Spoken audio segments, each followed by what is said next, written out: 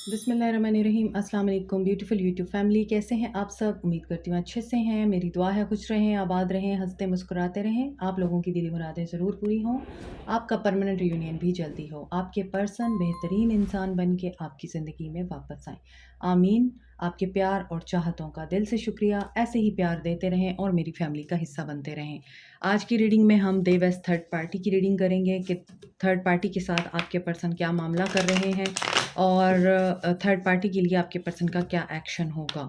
ठीक है, और इसके साथ साथ हम देखेंगे आपके लिए गाइडेंस क्या है, आपको क्या करना चाहिए। ठीक है, आपके पर्सन थर्ड पार्टी में हैं या आपको उन्होंने थर्ड पार्टी में रखा हुआ है।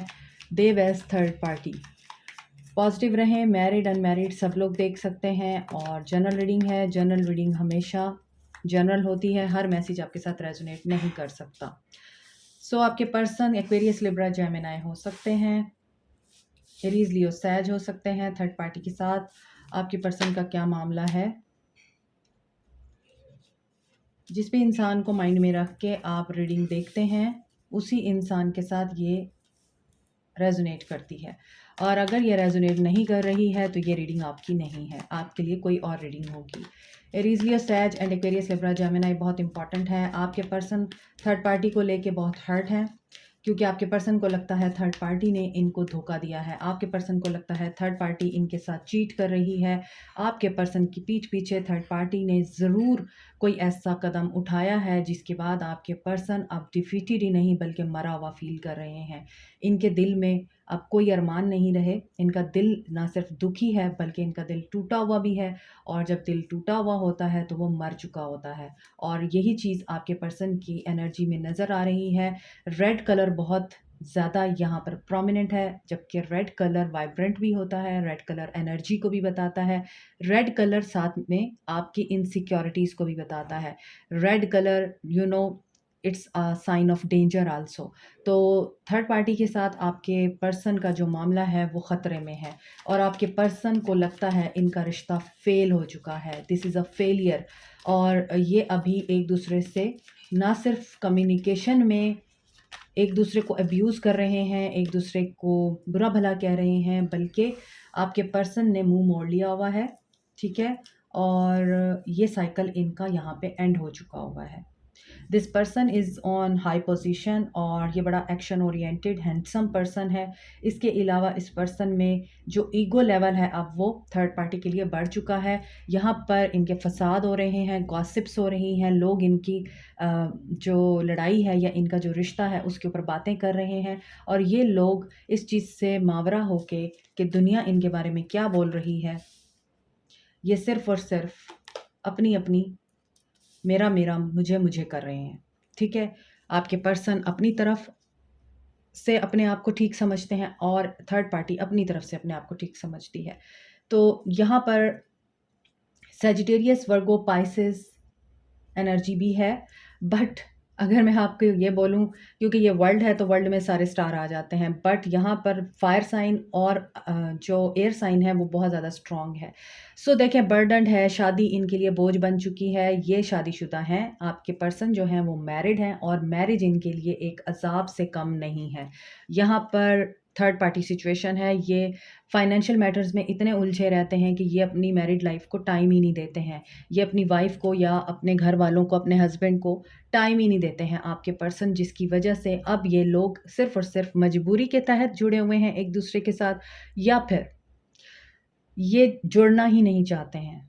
ये अपने आप को एक दूसरे से अलग करना चाहते हैं। इनके लिए ये शादी एक बर्डन है, एक मुसीबत है और एक ऐसा अज़ाब है जो इन लोगों को भुगतना पड़ रहा है। यहाँ पे आपके पर्सन मसरूफ़ इसीलिए रहते हैं क्योंकि ये इन चीज़ों से भागना चाहते हैं। बट यहाँ पे टावर मूवमेंट चल रहा है and this person is holding back many things, और ये पर्सन आपको शायद बताते भी नहीं हैं। इनकी शादीशुदा ज़िंदगी बहुत ज़्यादा डिस्टर्ब है, बट यहाँ पर लेसन लर्न करना था इनको, और वो लेसन अगर इन्होंने लर्न कर लिया है तो फिर न्यू बिगनिंग इनकी दिखाई दे रही है।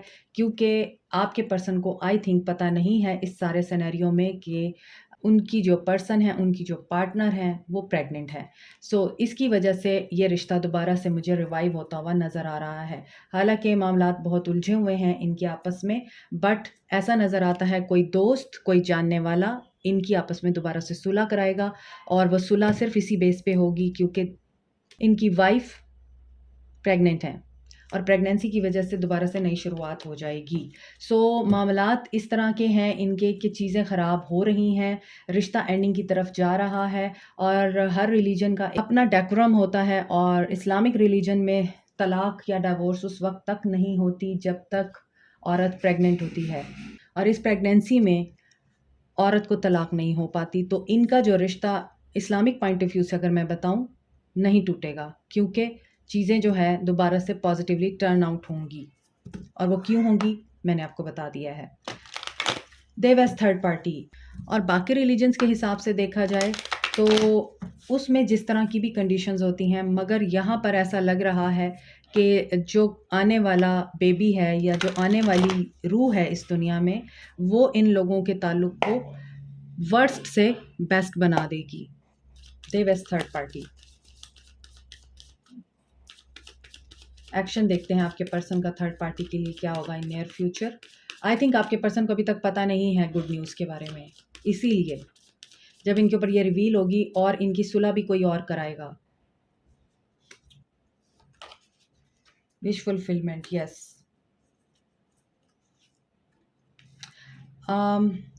आज की रीडिंग में देव एज़ थर्ड पार्टी में मेजॉरिटी ऑफ कपल ऐसे हैं जो बहुत सालों से वेट कर रहे थे इनकी विश के फुलफ़िल होने का, और कुछ लोगों के पर्सन इसी वजह से मूव ऑन करना चाह रहे थे कि बच्चा नहीं हो रहा, औलाद नहीं हो रही, इतने साल हो गए शादी को, अभी तक बेबी नहीं हुआ। तो बहुत से लोग इस चीज़ को एक्सेप्ट नहीं करते और वो मूव ऑन करते हैं, दूसरी शादी की धमकी देते हैं।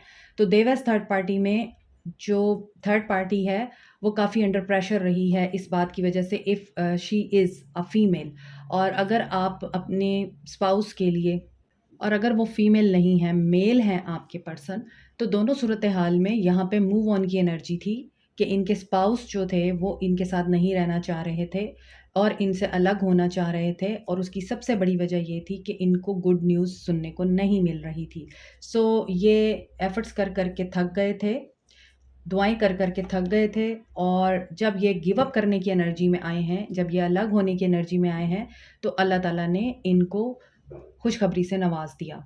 तो फ्यूचर एक्शन में आपके पर्सन का जो एक्शन लग रहा है, जब इनको ये बात पता चलेगी, ये मूव ऑन करेंगे दोबारा से रिकंसिलिएशन की तरफ, प्लानिंग करेंगे इनके साथ दोबारा पैचअप करने की, क्योंकि this person is really obsessed for children, और यही स्ट्रेंथ इनके अंदर नहीं थी कि ये मूव ऑन कर सकें और इस बंदी को जो है वो हर्ट करें और इसके साथ ताल्लुक़ ख़त्म करें, अगर इनकी ख्वाहिश पूरी हो जाती है।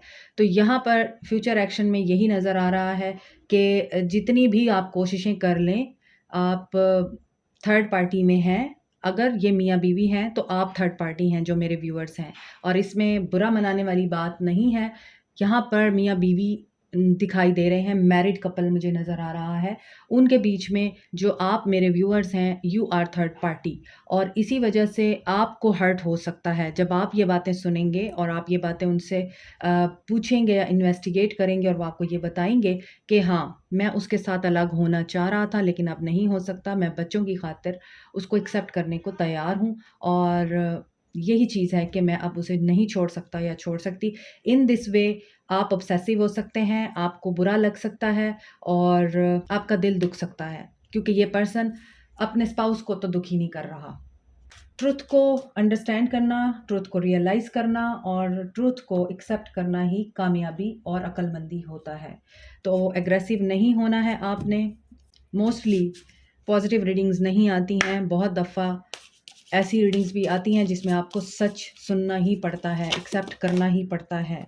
आप कुछ चाह रहे होते हैं लेकिन कुदरत कुछ चाह रही होती है, तो आपको कुदरत के आगे सरेंडर करना पड़ता है। तो आपके पर्सन का एक्शन मैंने बता दिया है आपको, आपको क्या करना है, वॉइस।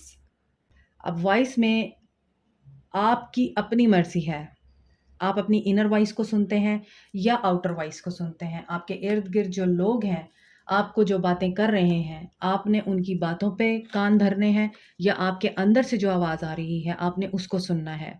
देखिए मूविंग फॉरवर्ड, यहाँ पे भी मूव ऑन कर रहा है ये पर्सन, ये मूव ऑन कर रहा है क्योंकि इसका इंतज़ार ख़त्म होने वाला है और दोबारा से इनका पैचअप होने वाला है और ये पर्सन अब प्रोटेक्शन करेगा। आप उनसे बात भी करेंगे तो आपको हर्ट भी हो सकता है और आपका दिल भी दुख सकता है। ये आपकी बात नहीं सुनेंगे। और यहाँ पे मूविंग फॉरवर्ड का कार्ड है, the first step is taken within our stillness. एक कदम उठाते हैं तो बाकी कदम उठते ही जाते हैं। सो यहाँ पर आपके लिए यही गाइडेंस आ रही है, नंबर 30 एंड नंबर 28। ये डेट भी हो सकती है, ये एज भी हो सकती है आपके पर्सन की या आपकी। Number 13, false believe.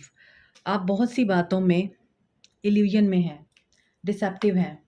आपके बिलीफ हो सकता है आपकी नज़र में बहुत ठीक हैं, लेकिन हो सकता है आपके बिलीव्स गलत हों। रोशनी की किरण आपको कहीं और से मिल सकती है, इस इंसान से नहीं। देव इज थर्ड पार्टी। वॉइस का कार्ड क्यों है? देखिए 2 ऑफ पेंटिकल्स। आप खुद भी जानते हैं, आपको इस पर्सन से कुछ नहीं मिलने वाला। Moving forward, 6 of cups. आपको पुरानी बातें, इस पर्सन के साथ गुजारे हुए लम्हे हॉन्ट कर सकते हैं, दर्द दे सकते हैं, लेकिन आपको उनको पीछे छोड़ना है, उन यादों को पीछे छोड़ना है। इस पर्सन को इनकी फैमिली के साथ, इनके घर के साथ, इनके स्पाउस के साथ खुश रहने दीजिए। अपनी ज़िंदगी को बर्बाद ना करें, ना ही उनको। इसलिए बेहतर है आप आगे बढ़ें। आप एक गलत इंसान के साथ हैं, ये आपका राइट पर्सन नहीं हो सकता, क्योंकि आपको बोला जा रहा है आगे बढ़िए और सब कुछ पीछे छोड़ दीजिए, क्योंकि this person is not seeing at you. क्योंकि यहाँ पर देखिए ये पर्सन दूसरी तरफ मुँह करके खड़ा हुआ है और आपकी वॉइस आपको बताती है ये पर्सन आपको कुछ नहीं दे सकता। तो सिर्फ़ मोहब्बतों की यादों में और यादों के बोझ तले आप अपनी ज़िंदगी तो तबाह नहीं कर सकते ना। फ़ॉल्स बिलीफ, आपके बिलीफ सिस्टम में प्रॉब्लम है डेफ़िनेटली। यहाँ पे हायरोफेंट का कार्ड है और ये रिलीजियस कार्ड होता है, तो आपको रिलीजियस होने की ज़रूरत है। डिवाइन के साथ अपना कनेक्शन स्ट्रॉन्ग करने की ज़रूरत है। चाहे आप क्रिश्चियन हैं, हिंदू हैं, मुस्लिम हैं, अपना कनेक्शन डिवाइन के साथ स्ट्रॉन्ग करें और जो सही है उस रास्ते को चुनें, क्योंकि इसी रास्ते पे आपकी बका है। तो ऐसा नज़र आता है कि आपको रिलीजियसली किसी स्कॉलर की ज़रूरत है, किसी मेंटर की ज़रूरत है, ताकि आपका जो बंद दिमाग है या आपका जो ब्लॉक हार्ट है वो ओपन हो सके और आप चीज़ों को सही तरीके से देख सकें और आपकी आँखों से जो मोहब्बत की पट्टी है वो उतर सके, क्योंकि इस मोहब्बत में आपको दर्द के अलावा कुछ नहीं मिलता हुआ मुझे नज़र आ रहा। आज मैं लवर ओरेकल से भी मैसेज लूँगी आप लोगों के लिए और देखूँगी कि ये पर्सन मज़ीद क्या कहना चाहता है आपको या थर्ड पार्टी को, लेकिन ओपन माइंड के साथ देखें।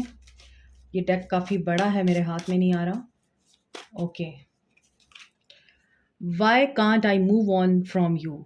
सी, ये पर्सन आपको जाने भी नहीं देना चाहता और ये आपको रखना भी नहीं चाहता। People don't believe in me and this person knows कि ये जो थिंकिंग रखता है, ये जो करना चाह रहा है, लोग इसके ऊपर यकीन नहीं करेंगे। ये फंस चुका है, इस तरह से भी फंस चुका है ये पर्सन कि ये पहले छोड़ना चाह रहा था थर्ड पार्टी को और आपकी तरफ आना चाह रहा था। इसने आपको वादा कर रखा था, तो अब इसको पता है कि अब जो सिनेरियो हो गया है, उस सिनेरियो में आपके साथ अगर ये बात करेगा तो आप इसे धोखेबाज समझेंगे और अगर ये अपने स्पाउस के साथ कोई बात करता है तो वो इसे धोखेबाज समझेंगे।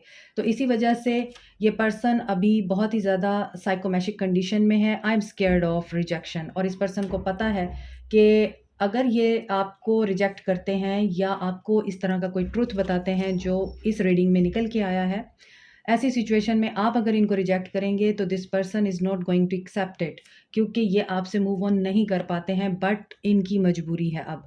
The passion is too much. अब ये पैशन इनका आपके लिए भी हो सकता है, थर्ड पार्टी के लिए भी हो सकता है। Will this pain ever stop? Yes, आपके साथ ये पैशनेट फील करते हैं, इनको आपके साथ एक केमिस्ट्री महसूस होती है और उस केमिस्ट्री में ये पर्सन आपसे दूर भी नहीं रह पाता और इनको पता है आपसे दूर रहना, आपको दूर करना खुद से कितना बड़ा एक सेटबैक होगा इनके लिए।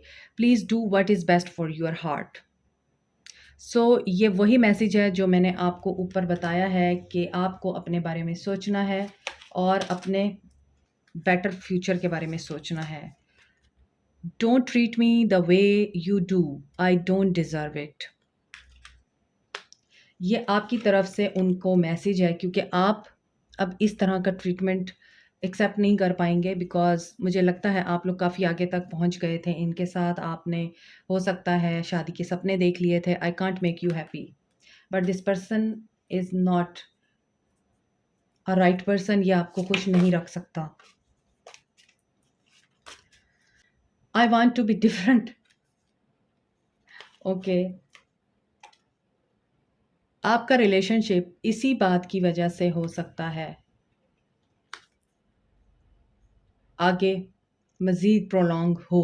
अदरवाइज़ इस पर्सन के माइंड में बहुत ही क्लियर मैसेजेस चल रहे हैं और इनको अभी ये नज़र नहीं आता कि ये सब कुछ चेंज कर पाएंगे।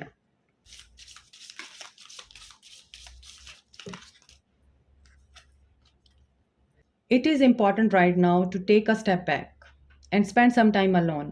Instead of placing your focus on another, now is the time to give to yourself.